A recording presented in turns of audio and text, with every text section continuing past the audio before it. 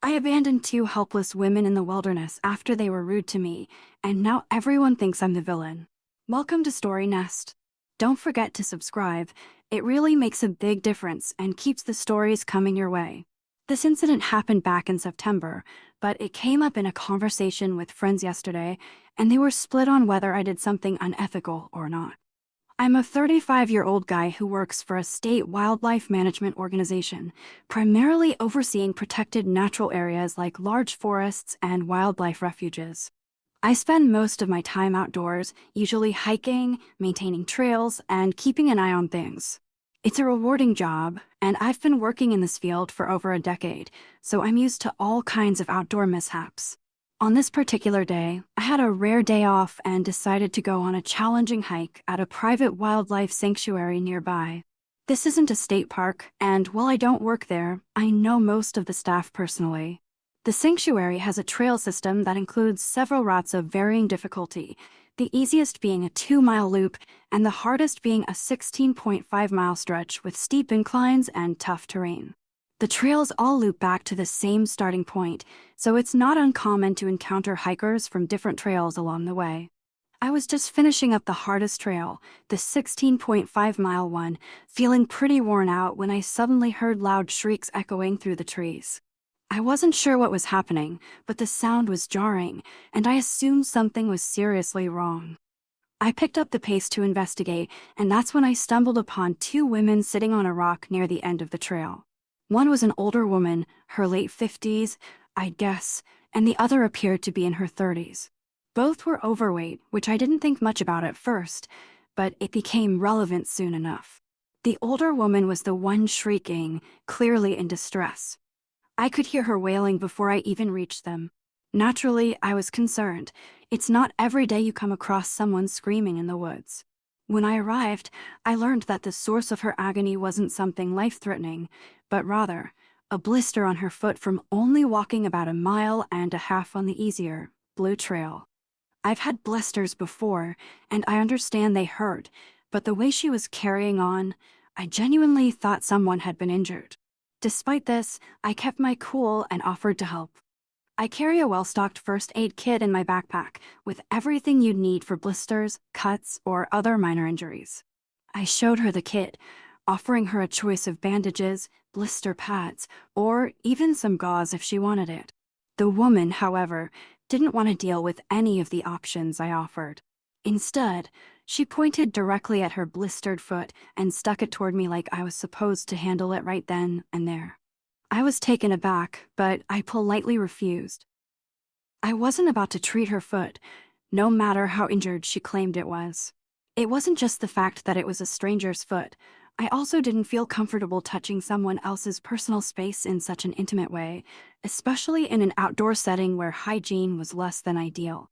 I tried again, offering the kit with the various options, but she insisted. Her response was to start moaning and crying even louder, which was uncomfortable and a bit much, considering we were still in a public area. At that point, the younger woman, her daughter, I presumed, finally spoke up and demanded that I just help her mother out. "Come on, just do it," she urged. I refused again, maintaining that I wasn't going to be the one to take care of her blister, and instead, I placed some blister bandages on a nearby rock. It was clear this wasn't going the way they had hoped. Then, the older woman asked for water. I offered her my water bottle, but she insisted on using my hydration pack, which I carry with a bite valve. I wasn't about to let her drink from it, especially considering how unsanitary it might be. I politely refused, explaining that I wasn't comfortable with that. As I started to turn away and move on, the older woman demanded that I help her out of the forest. I was a little confused, as she seemed capable of walking, blister or not. But before I could explain, she suddenly leaned her full weight onto me, wrapping an arm around my neck and shoulders as if I was supposed to carry her out. I immediately felt my back twist from the sudden pressure. She was at least twice my size, and quickly moved away to avoid further injury.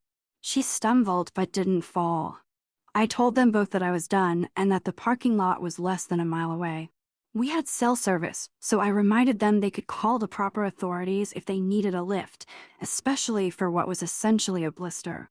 I may have thrown in a curse word, but the whole situation had me at my wit's end. I left them there, and as I walked away, they screamed at me, accusing me of abandoning them and calling me names. The daughter even called me fatphobic, though I had never mentioned anything about their size or appearance. I yelled back that I wasn't interested in their drama and kept walking.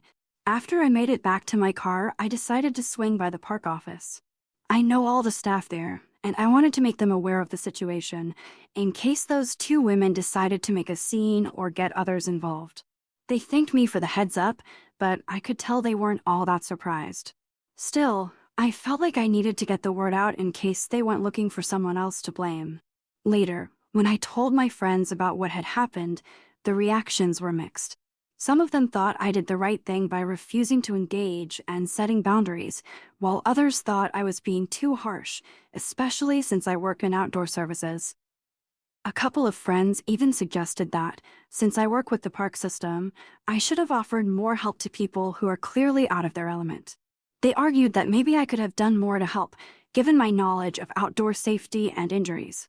As for me, I'm still not sure if I did something wrong. I don't think I should be expected to take responsibility for someone else's lack of preparation or poor decision-making.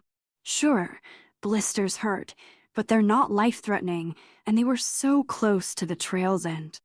I helped as much as I could without overstepping my comfort zone, but in the end, I don't think I should have put myself in a position to be taken advantage of. As time passes, I find myself reflecting on everything that's happened. I've always been the peacemaker in our family, trying to smooth over tensions and avoid conflict at all costs. But now, I wonder if I've been too accommodating, too willing to keep the peace when I should have been standing my ground. Ethan, of course, keeps reminding me that I did the right thing by setting boundaries with Ryan. But sometimes I feel like I'm being unreasonable. I've always looked up to Ryan, and even though he can be frustrating at times, I never thought he would cross a line like this. The truth is, I thought he would respect my wishes, or at the very least, give me the space to share my relationship with him when I was ready. I didn't expect him to go rogue and spill the beans to everyone. Every family gathering now feels strained. Our parents are constantly bringing up the wedding and how much stress Ryan's under, and while I understand the pressure he's facing, it's hard to empathize when he's shown so little empathy for me.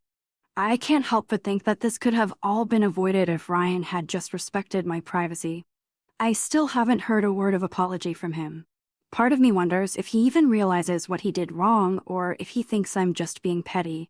Even though I've tried to give him space to come to his senses, it feels like we're drifting further apart every day. Chelsea has been trying to stay neutral, but I can see the tension in her eyes every time we talk.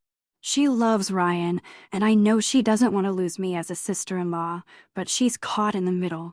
At this point, I'm starting to wonder if the wedding, even with my financial support reinstated, would ever feel like a true celebration. I don't want to be part of an event where I feel like an afterthought or a token participant.